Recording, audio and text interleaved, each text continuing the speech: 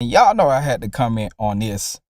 Your boy Big Gipp from Goodie Mob was on According to Hip Hop um, podcast, and they were speaking on Tupac and the album that was slated to come out with Goodie Mob and Tupac.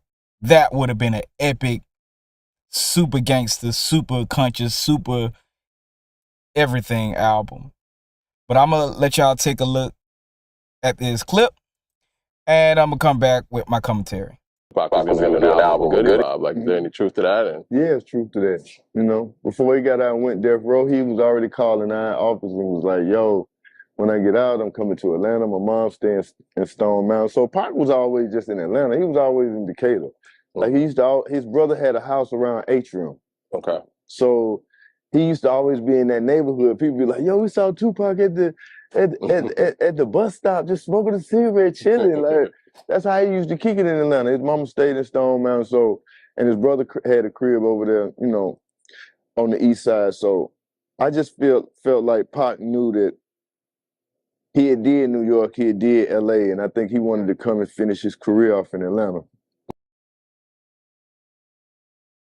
Now that is what I'm talking about.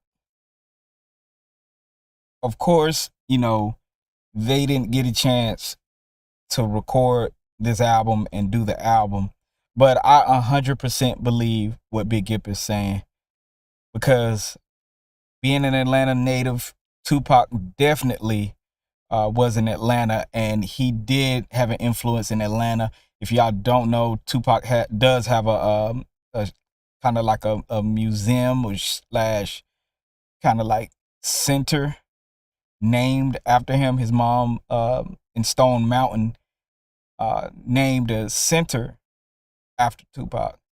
So they definitely had an imprint, and Big Gipp is 100% telling the truth. I think this would have been an epic album. This would have been something for the ages. It would have been something that turned Atlanta into an even bigger powerhouse than it is now. And that is saying a lot, man. And Tupac was one of those people, if he rocked with you, he rocked with you.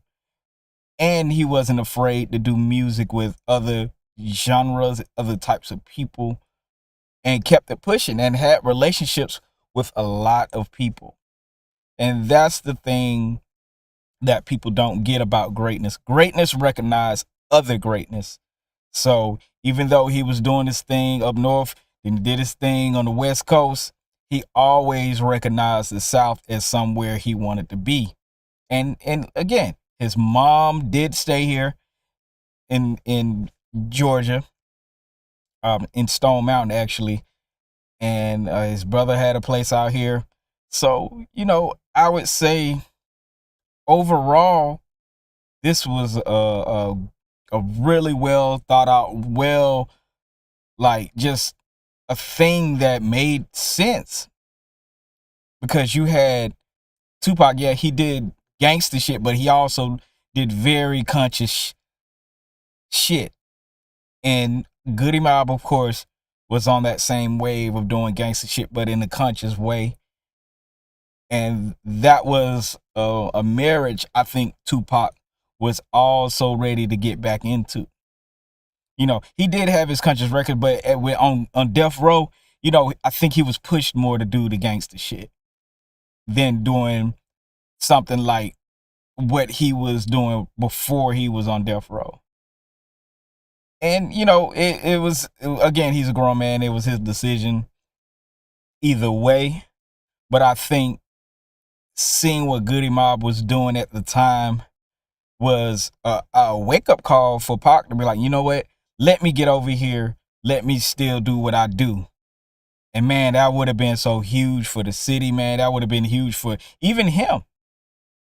Because you're merging the worlds, the kind of what he had in his head with his mom being a Black Panther and having a background, and his